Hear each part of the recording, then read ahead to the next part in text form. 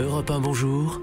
Raphaël Duchemin. 6h19, c'est aujourd'hui la journée mondiale de sensibilisation à l'autisme, des troubles qui touchent 700 000 personnes chez nous en France. C'est le cas de Simon, votre fils, Frédéric Préel. Bonjour. Bonjour. Et merci d'être avec nous sur Europe 1. Vous êtes journaliste et vous avez décidé de prendre la plume pour raconter votre quotidien avec lui, le vôtre, le sien, celui finalement de toute votre famille aussi. Le livre s'appelle « Toi, mon vivant poème », comme le titre d'une chanson de Jean-Louis Aubert, parce que Simon, justement, adore la musique. C'est son fil conducteur. Oui, exactement. C'est sa passion. C'est ce qu'on appelle chez les enfants autistes un intérêt restrictif, mais c'est ça qui lui donne envie de se lever le matin. Et c'est vraiment, c'est ça qui pense aussi ses blessures. C'est ça c'est vraiment sa vie, la musique. Alors Simon est votre troisième enfant.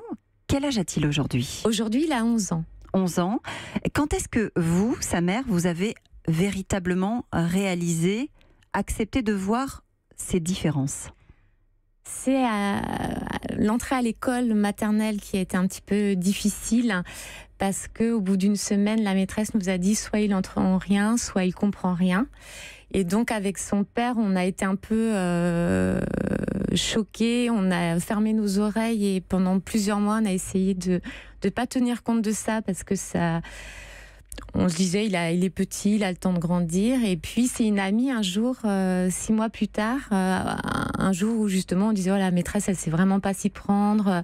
Et qui, à un moment, nous a dit, mais vous voyez bien que Simon est différent. Et là, ça a été vraiment un électrochoc salutaire parce c'est vraiment une preuve d'amitié que de pouvoir dire ça à des amis. Regarder la réalité telle qu'elle est et avancer. Elle vous a aidé à ouvrir les yeux sur ce que vous refusiez peut-être de voir, parce que très tôt, quand on vous lit, on comprend qu'il y a eu des signaux d'envoyer dès la crèche. Quand on rembobine avec vous les chapitres de votre histoire, il y a des signes effectivement qui montrent que Simon n'est pas exactement comme les autres enfants. Vous ne les voyez pas ou vous ne voulez pas les voir ? Je pense qu'il y avait un peu des deux. Je pense que à la crèche, il nous disait Simon, il aime qu'écouter la musique, il veut pas participer au jeu, il est rêveur. Il se trouve que dans la famille, on aime beaucoup la musique, on est rêveur. Donc ça m'a pas choqué plus que ça. C'était mon troisième enfant. Les deux premiers étaient un peu dans ce style-là. Et du coup, ça m'a pas tellement choquée. Après, à un moment, ils nous ont dit qu'il faudrait qu'ils voient une psychologue. Là, je les ai un peu envoyés balader en disant il a le droit d'être rêveur. Et la dernière chose, c'est que quand il allait rentrer la dernière année de crèche, on nous a dit on va peut-être le garder 1 an de plus. Là, ça aurait sans doute dû mettre la puce à l'oreille et ça, je n'ai pas voulu le voir. Alors, c'est vraiment quand le parcours scolaire débute que les difficultés réelles apparaissent, difficultés relationnelles, et que vous vous heurtez, vous et lui d'ailleurs, à la rigidité finalement du système scolaire. Oui, exactement. En fait, ce qui est compliqué, c'est que il avait des compétences qui n'étaient pas celles qui étaient attendues. C'est-à-dire qu'à 4 ans, il savait lire.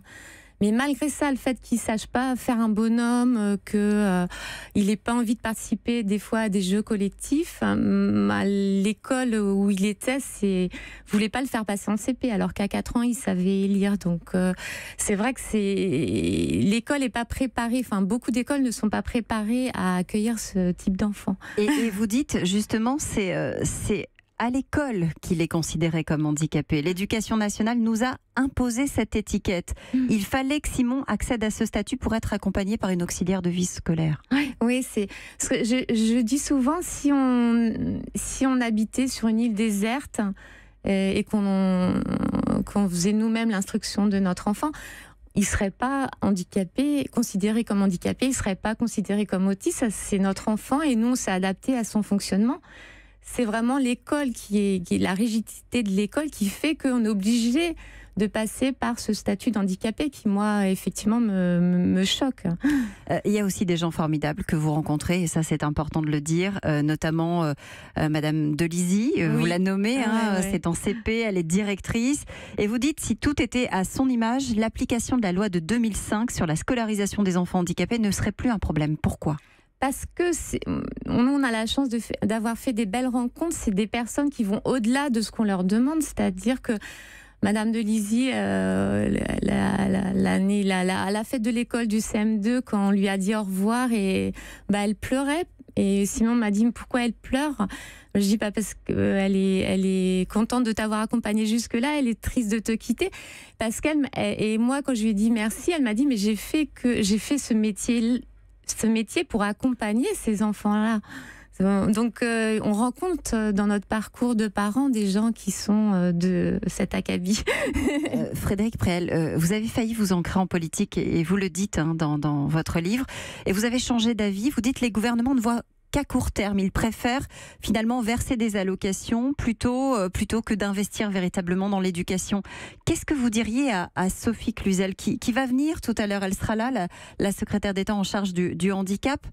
Elle prépare en ce moment le 4e plan, justement consacré à l'autisme. 4e plan, on est toujours en retard. On est toujours en retard. Alors moi, je vois aussi le verre à moitié plein. C'est-à-dire que si Simon était né il y a 20 ans, il serait certainement pas en 6e aujourd'hui. Donc il y a quand même des progrès, ça il faut le souligner. On est encore en retard aujourd'hui, effectivement, dans l'accompagnement des enfants.